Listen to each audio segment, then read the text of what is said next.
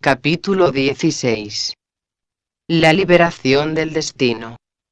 En una de nuestras conversaciones anteriores tratamos el tema siempre interesante del karma, relacionándolo con las leyes misteriosas de la gravedad que rigen el proceso infinito de la creación universal y tratando de hallarle un significado realmente plausible al destino del hombre aquí en la Tierra. Nos introdujimos así en áreas esotéricamente reconocidas como zonas de misterio, o espacios intermoleculares, desde un ángulo de consideración puramente científico. En orden a ello apreciamos que todo cuanto existe contiene una especie particular de gravedad la cual, sin duda alguna, es la causa motivadora del karma o destino de todos los seres vivientes de la naturaleza. En virtud de tales consideraciones llegamos a la conclusión de que el karma es una ley que se extiende a toda posible creación dentro del universo y no solamente, tal como creíamos antes, al principio de nuestros estudios esotéricos, al reino humano. Esta ley del karma, consubstancial con el principio científico de la gravedad terrestre, está muy bella y poéticamente descrita en la mística leyenda oriental del Bhagavad Gita, con sus principales protagonistas Krishna y Arjuna, siendo este último una representación simbólica del aspecto gravitatorio o kármico que le permite a Krishna, simbolizando el espíritu creador, expresarse en espacio y tiempo. Bien, hasta aquí todo parece perfecto. La idea en sí es grandiosa ya que permite unificar todos los principios científicos conocidos con la evolución espiritual del ser humano. Toda substancia psicológica individual, es decir, mental y emocional, procede del principio de gravedad que rige para la materia, ya que todo el universo es material y constituye la expresión física de un exaltado logos cósmico. El karma viene determinado por el principio de gravedad, el cual suministra los elementos que producen la substanciación del éter que constituye el espacio y con esta substanciación la posibilidad infinita de expresión de la vida espiritual. Como irán ustedes apreciando, los conceptos esotéricos se hacen cada vez más técnicos y científicos a medida que el planeta Tierra va introduciéndose en la luminosa faja celeste donde hace sentir su presión y particular gravitación la constelación de Acuario, la cual condicionará con su benéfica influencia la totalidad de la nueva era, una era singularmente técnica y científica en donde los valores espirituales no tendrán validez para las gentes si no adoptan expresiones rigurosamente mentales y técnicas. Esta condición planetaria a la cual vamos aproximándonos está muy especialmente dinamizada por la actividad del séptimo rayo, el rayo logoico de la magia, del orden y del ceremonial, cuya misión específica es introducir en los éteres planetarios ciertas poderosas energías que han de producir una verdadera magia de revelación en el corazón de un gran número de seres humanos. En orden a esta realidad, vamos a asistir durante el curso de los siguientes lustros a una reconciliación entre las energías del quinto rayo de la ciencia con las del séptimo del verdadero ceremonial mágico, produciéndose entonces un cambio completo en las estructuras religiosas de las iglesias de todo el mundo, matizadas la mayoría de ellas por las energías del sexto rayo de la devoción, y llevando a todos los creyentes a una verdadera y saludable unificación de todos sus principios religiosos, los cuales adoptarán como única divisa de sus enseñanzas y de sus doctrinas a la fraternidad de los corazones. El proceso dogmático que caracterizó en el pasado las manifestaciones específicas del sexto rayo, el cual progresivamente va desapareciendo y ocultando su faz, tal como esotéricamente se dice, cerrará su ciclo de expresión y dará lugar a una reconciliación perfecta de la religión y de la ciencia, abriéndose con ello las perspectivas de un orden social más justo y equilibrado. Como fruto de este mutuo acercamiento veremos aparecer progresivamente en la tierra los nuevos ideales, aquellos que llevarán directamente a la criatura humana a la exacta comprensión de su destino creador y a la consumación de sus ansias infinitas de comprensión y de liberación. Ahora bien, ¿de qué extraño poder deberán venir revestidos los nuevos ideales para que le permitan al ser humano acercarse a las fuentes inmortales de donde emana el agua espiritual de vida, y cómo conquistar este poder? La humanidad, como un todo, avanza rápidamente hacia síntesis, hacia el centro omega de sus más elevadas aspiraciones. Los nuevos ideales vienen a ser como una respuesta desde lo alto a estas aspiraciones y constituyen unas líneas luminosas de acercamiento a la verdad, las cuales serán cada vez más objetivas y evidentes a medida que el sentimiento humano de perfección se haga científico y adopte la técnica científica de la mente para demostrar la inmensa riqueza espiritual que subyace en la raíz de todos sus sueños y aspiraciones. La mente humana, por su parte, dejando a un lado todos los conceptos intelectuales establecidos como base de su civilización y que han fracasado en su incesante empeño de atesorar conocimientos y de acumular ideas, doctrinas y personales opiniones, dejará en libertad al espíritu puro de investigación y se introducirá sin peso ni medida, simbólicamente hablando, en el aliento infinito del sentimiento creador. En el interior de este mágico crisol la mente y el corazón se refundirán mezclando sus especiales características y dotarán al ser humano de un nuevo género de visión y de una reorientación total de todas sus perspectivas de antaño. Arjuna, expresión del destino kármico, se sentirá así transportado a los cielos de ventura prometidos y descubrirá la inmensidad de los proyectos universales de Krishna. El karma, testigo de la gravedad terrestre, existente en todo tipo de materia organizada y de todo tipo de substanciación cósmica, se utilizará al extremo de adoptar un nuevo aspecto implícito en su propia ley, revelando la capacidad redentiva de la substancia y el poder libertador subyacente en toda creación universal.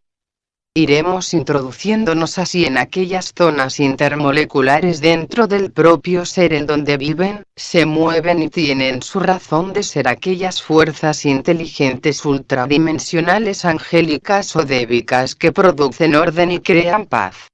Entraremos de esta manera en un nuevo campo de experiencia y de revelación en donde la gravedad, tal como la conocemos, es decir, como fruto de karma, no actúa con el rigor implacable de antaño y nos muestra unos maravillosos y desconocidos aspectos de sí misma. Solo a partir de aquí, podemos empezar a hablar con verdadero conocimiento de causa y rigor científico de las grandes verdades proféticas reveladas en cada época de la historia planetaria que le asignaban al ser humano a la categoría de un dios, con la ineludible misión y universal deber de reconocer y de revelar esta divinidad innata. Todo ha sido revelación espiritual desde el principio de las edades y a medida que ella ha ido produciéndose, la gloria de la comprensión y el camino iluminado de síntesis han aparecido como metas claras y determinantes en la vida íntima del ser humano. Tal es en esencia el misterio de la revelación al que aluden los tratados místicos. Se trata en realidad de aspectos religiosos dentro del corazón del hombre que tratan de hacerse científicos. De ahí la importancia que tiene para nosotros la hora cósmica de oportunidad que nos señala la nueva era. El ángel solar, primero y único maestro del hombre. La nueva historia de la humanidad no podrá ser escrita como antes con la participación única de los elementos separativos de la conciencia, de aquellos que percibían desde abajo y hacia afuera, sino que deberá serle añadida la visión espiritual o mística que mira las cosas de la vida desde arriba y hacia adentro.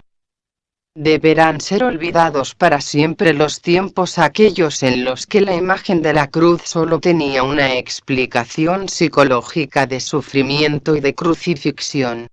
Han cambiado radicalmente los signos de los tiempos y una revelación enteramente nueva está surgiendo de las mentes y corazones de los seres humanos, pese a las aparentes contradicciones en el orden social del mundo. La cruz adopta ya para una gran mayoría de personas una nueva y más esperanzadora imagen.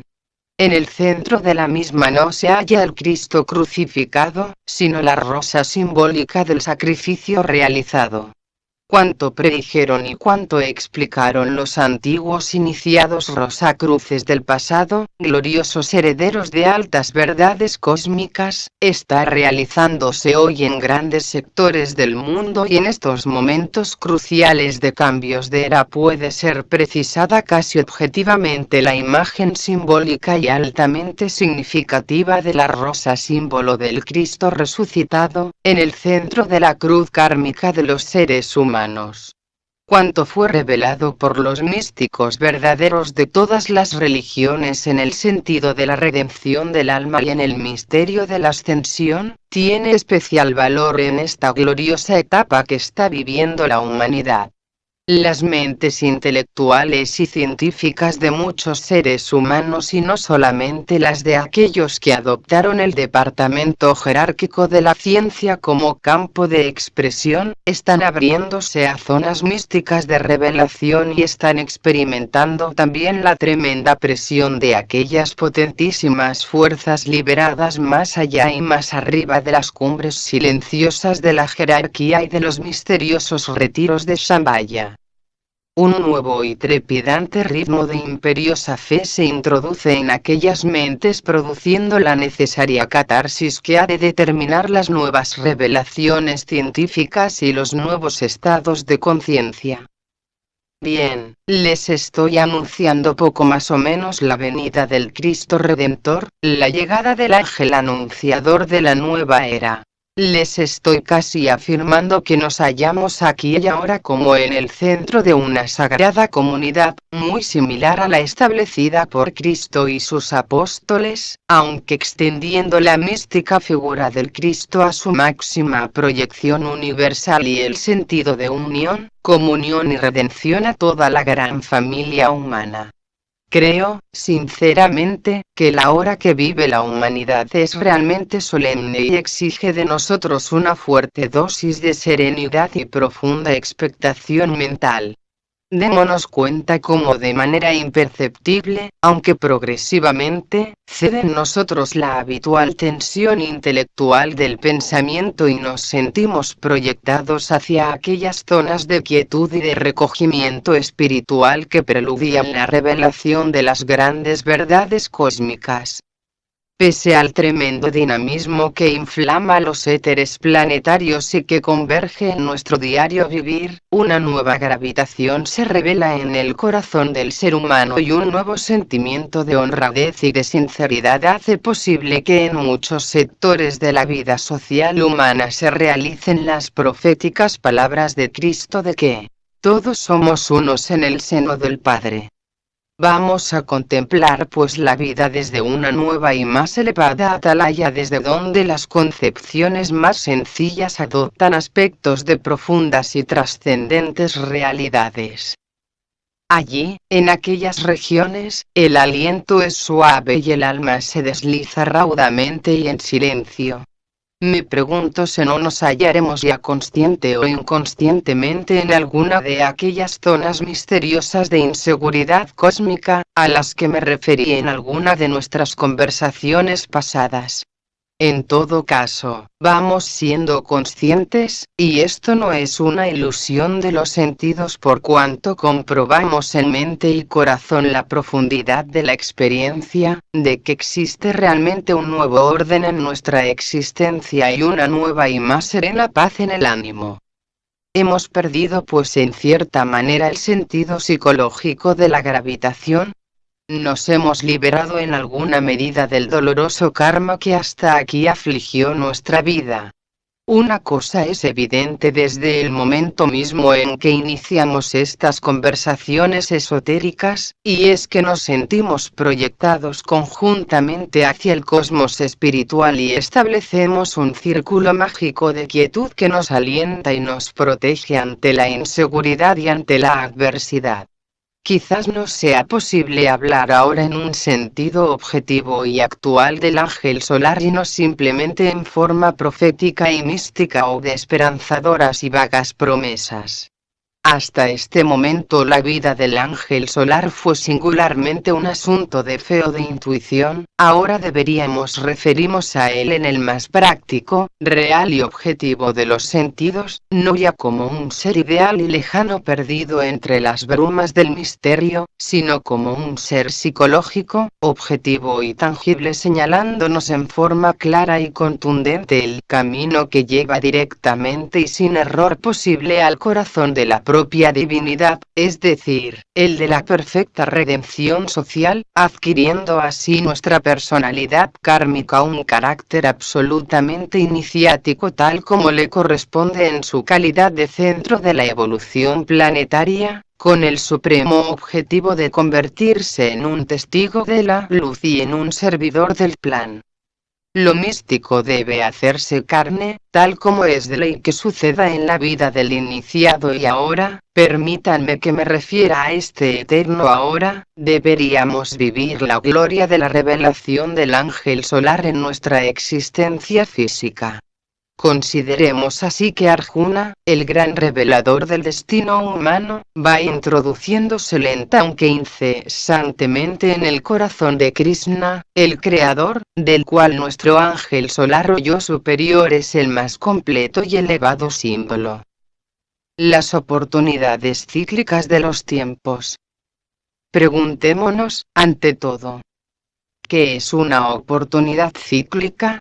Yo diría que es la presión de los astros del universo haciéndonos sentir sus particularidades gravitaciones. Esta presión o esta compresión de los éteres planetarios por efecto de las actividades psicológicas que se expresan por medio de planetas, soles y universos, inclinan la voluntad y el destino de nuestro logos planetario hacia determinadas situaciones, cuya significación es demasiado elevada para que pueda ser comprendida por nuestra pequeña y finita mente. Científicamente descritas, estas fuerzas cósmicas están poseídas de una gravedad, más allá de nuestra comprensión, que altera la propia gravedad terrestre e inclina subjetivamente el eje de la Tierra reorientándolo ocultamente hacia nuevas zonas cósmicas de atracción o de gravitación y creando nuevas posibilidades evolutivas en la vida y en el destino del propio Logos. Consideremos así que estas posiciones cíclicas de los universos y de las constelaciones en relación con nuestro pequeño mundo son las creadoras del karma planetario del cual se hace directamente responsable Sanat Kumara, el Señor del mundo. De estas influencias extrasiderales poco nos hablan los astrónomos ya que por sus utilidades escapan a la percepción de los aparatos científicos de más alta precisión técnica, pero no así a la intuición de los verdaderos investigadores esotéricos los cuales hablaron siempre, y con gran seguridad, de estos campos vibratorios extrasolares que constituyen la base de la estructuración kármica del destino de nuestro planeta. Además del paso cíclico de la Tierra por las llamadas zonas zodiacales, hay otras importantes fuerzas divinas que cooperan en la evolución de nuestro planeta y de todos los demás planetas del universo. El conjunto de fuerzas siderales y extrasiderales, es decir, las que proceden del campo zodiacal y las que actúan más allá y por encima de las 12 constelaciones del zodíaco conocido, determinan unas misteriosas zonas de atracción mayor dentro de las cuales, si podemos decirlo así, se baña nuestro mundo. Merced a estas grandes y desconocidas corrientes de energía y gracias también a la actividad natural y característica de la propia vida del planeta, ha ido escribiéndose la verdadera historia kármica planetaria, con sus épocas de luz y sus épocas de sombra. Una era surge así y se precipita sobre la Tierra dinamizando los éteres planetarios y condicionándolos al extremo de producir un determinado tipo de civilización, positiva o negativa según los casos, pues no hay que tener en cuenta solamente la posición cíclica de los astros y las corrientes de energía que promueven, sino también el grado de evolución de la conciencia humana en determinados periodos de su historia. Lo que sí puede afirmarse desde el ángulo oculto es que las incidencias gravitatorias de los grandes astros y constelaciones más allá de las corrientemente conocidas operan singularmente sobre el eje de la Tierra desplazándolo lentamente hacia uno u otro de aquellos grandes colosos del cosmos, tales como Sirio o la estrella polar hacia la cual se dirige aparentemente el eje planetario, pero en un lejano futuro, cuando las condiciones evolutivas de la Tierra hayan alcanzado una cierta magnitud y una determinada profundidad de carácter espiritual, el eje de la Tierra se enderezará sobre la horizontal de su eclíptica y, según esotéricamente se nos dice, presentará su cara al Sol sin deformación alguna posible. Su movimiento de rotación será entonces perfecto y desaparecerá el llamado movimiento de retrogradación y los ritmos serán asimismo perfectos por lo que el trabajo del hombre en la tierra será el de cosechar en momentos cumbres de desconocidas y trascendentes civilizaciones, la experiencia de todos los siglos pasados. Hay mucho que hablar por tanto acerca de aquello que en lenguaje oculto se llama un planeta sagrado. En primer lugar deberemos referirnos a unas posiciones cíclicas del cosmos en relación con nuestro sistema solar que podríamos definir como de trascendentales, así como de unas posiciones solares con respecto a nuestro planeta en virtud de las cuales el eje del mismo se enderece hasta constituir una vertical perfecta sobre la horizontal de la eclíptica. Al extremo superior del eje planetario podrá observarse una poderosísima estrella, cuyo nombre es conocido pero no puede revelarse que regirá el destino planetario hasta que nuestro logos planetario haya recibido la quinta iniciación cósmica, merced a la cual ya no habrán en el planeta zonas de sombra y el aspecto psicológico que llamamos el mal habrá prácticamente desaparecido de la Tierra. Bien. Como ustedes habrán podido comprender, tales ideas deben ser admitidas única y exclusivamente como hipotéticas y tratando de aguzar lo más profundamente que sea posible la intuición. Zonas de luz y zonas de sombra. Ustedes se preguntarán quizás qué es lo que hay que entender por zonas de luz o por zonas de sombra, en relación con el tema que nos ocupa.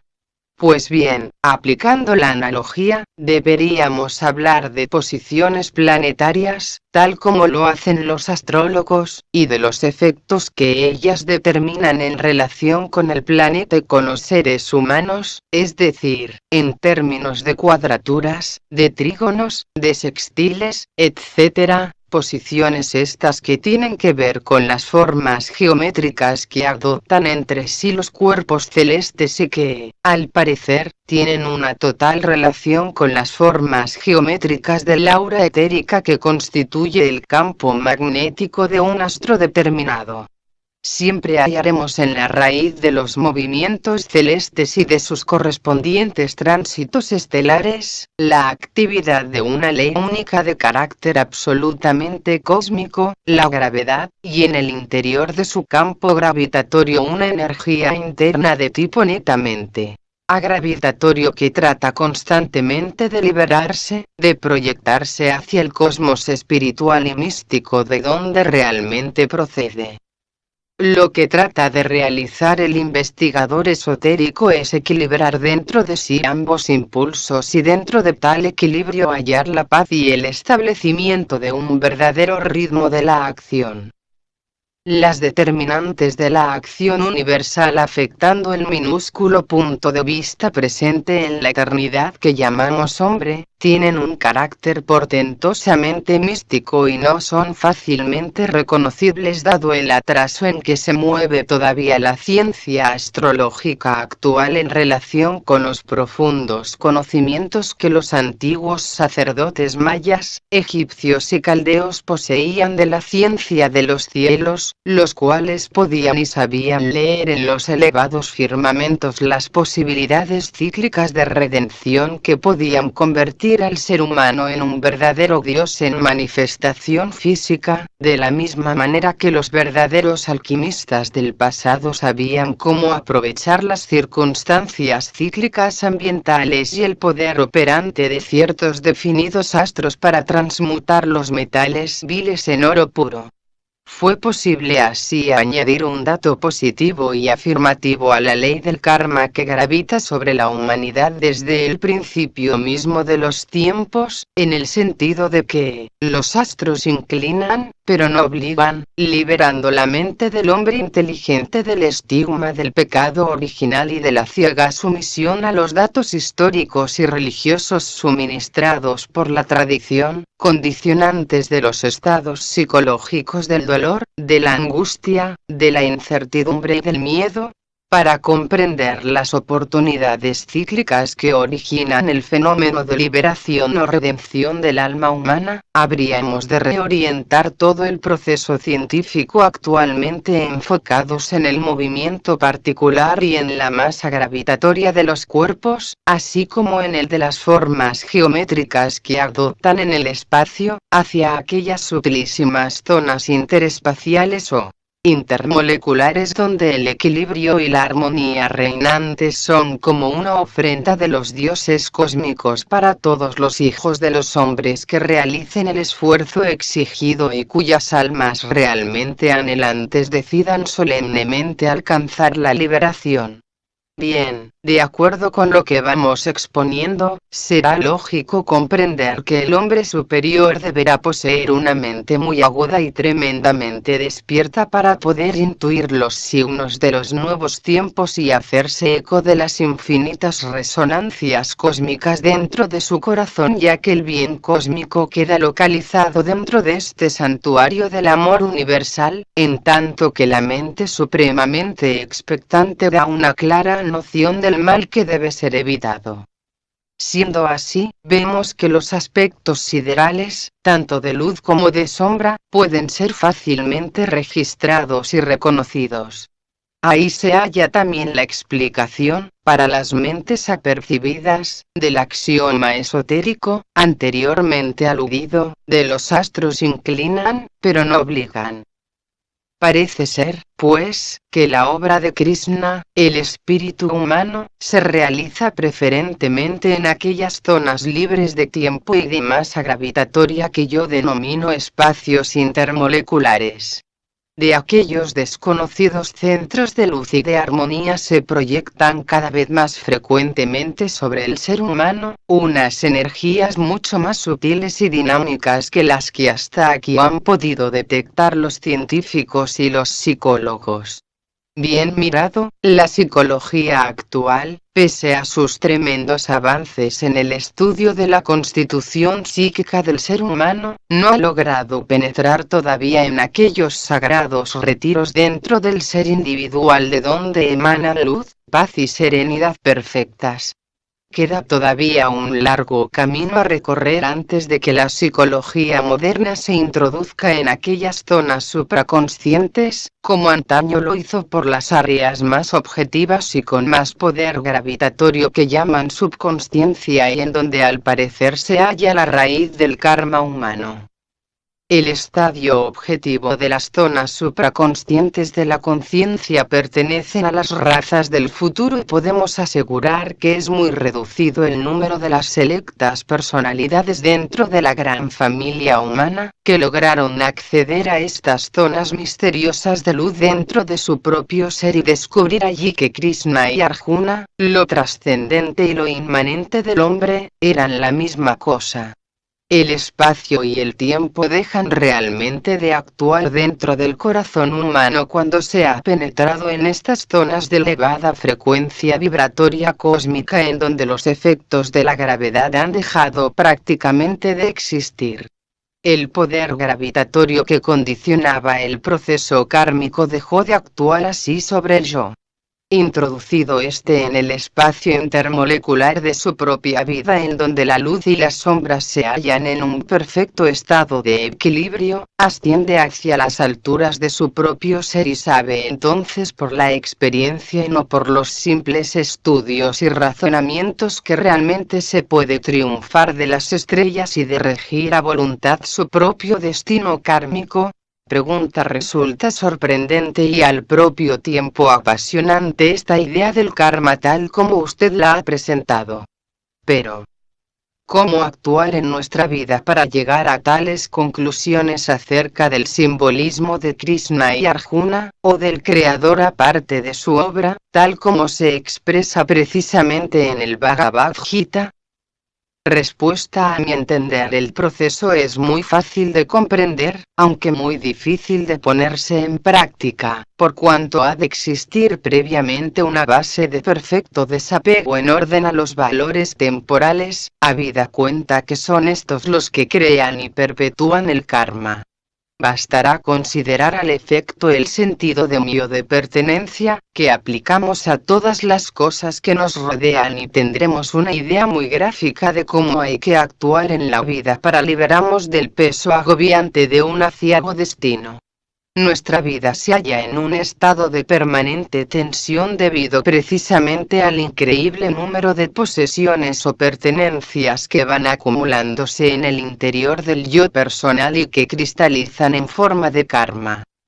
Me pregunta usted cómo hay que actuar para poder contemplar nuestra obra y sus consecuencias aparte de nosotros mismos.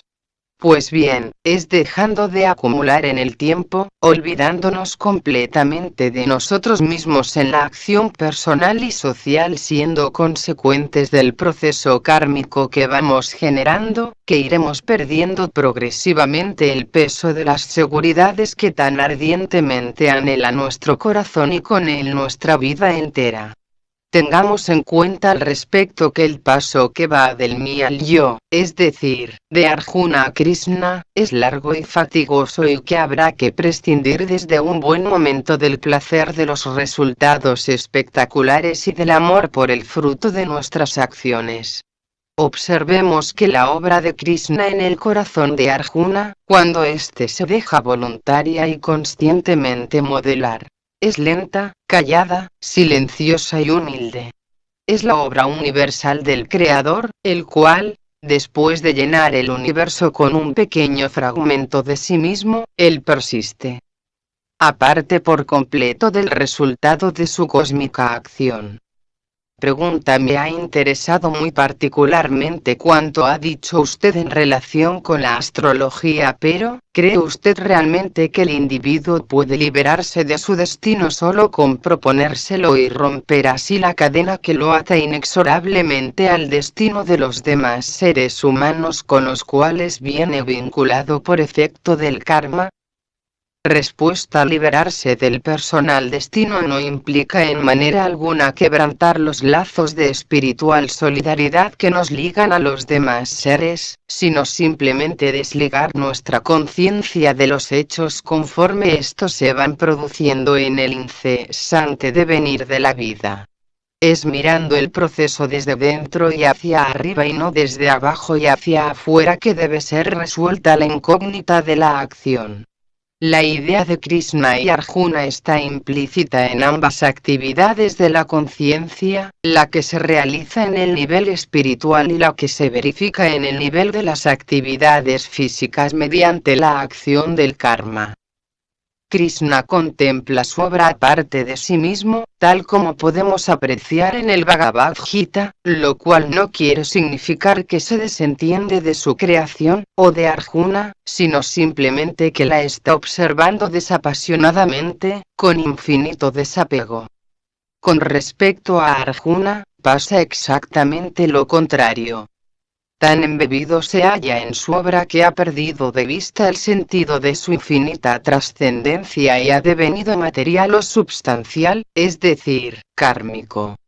Por lo tanto, la idea de liberación del destino a la que usted se refiere, debe realizarse pensando más en Krishna que en Arjuna, más en la divinidad que en el César. Tal como decía Cristo, hay que vivir en el mundo sin ser el mundo. Existe una frase mística que exprese tan gráficamente lo que debe hacer el individuo dentro de su corazón para liberarse de su destino kármico, de este destino que lo encadena irremisiblemente a un mundo irreal y caleidoscópico de sombras en movimiento. Usted ha mencionado la astrología. Pero, ¿qué sabemos realmente de esta ciencia en lo que hace referencia a las almas fuertes, sinceras y audaces que adoptaron como divisa de su vida y como propósito de su existencia la liberación? Tal como enseñaron los perfectos astrólogos de Caldea, de Egipto, de la Atlántida, los astros inclinan, pero no obligan, poniendo en manos de los hombres inteligentes y de buena voluntad de todas las acciones el instrumento de liberación adecuado. Así nació evidentemente la casta de los iniciados en la ciencia del desapego y de la verdadera maestría en el arte supremo de vivir, profundamente integrados dentro de las indescriptibles leyes de la necesidad cósmica que creó el destino perfecto de los dioses y el de los propios seres humanos. Pregunta: hay pues dos destinos a cumplir, el de Arjuna, el pequeño yo, y el de Krishna, que representa la vida espiritual del alma. Respuesta: un solo y único destino guía toda la creación. Krishna, el creador, envía constantemente a su reflejo Arjuna, a cumplir el propósito permanente de redención de la vida de acuerdo con las sagradas leyes de la necesidad cósmica. Así, Arjuna, obra de Krishna, dotado de alma y de comprensión espiritual, pero ligado a las cosas temporales por efecto de aquella misma necesidad cósmica de expresión, reencarna cíclicamente para cumplir los propósitos de creación de Krishna. La parte de Krishna dotado de gravedad, de densidad y de peso kármico, o sea, Arjuna, es la que se manifiesta en espacio y tiempo, es aquella parte de sí mismo que va creando y al propio tiempo extinguiendo karma a través de las edades. Sin embargo, el propósito esencial de ambos aspectos del poder creador Krishna y Arjuna, es cumplimentar la voluntad infinita de aquel supremo logos cósmico en el caso de nuestro planeta, el logos solar que es causa de la vida y que utiliza la obra de Krishna en el espacio y la de Arjuna en el tiempo para atender las leyes infinitas de la necesidad cósmica de expresión a la que se sujetan todos los logos creadores, sea cual sea su evolución dentro del cosmos absoluto. Quizás nos preguntemos todos el porqué del misterioso proceso de la incesante creación.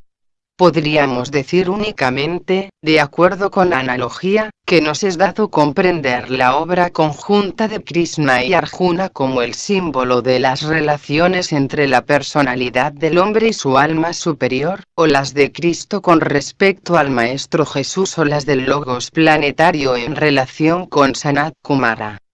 Pero, no podemos introducirnos todavía en el indescriptible misterio de la ley cósmica de la necesidad que está más allá y muy infinitamente por encima de lo que puede comprender nuestro humano entendimiento.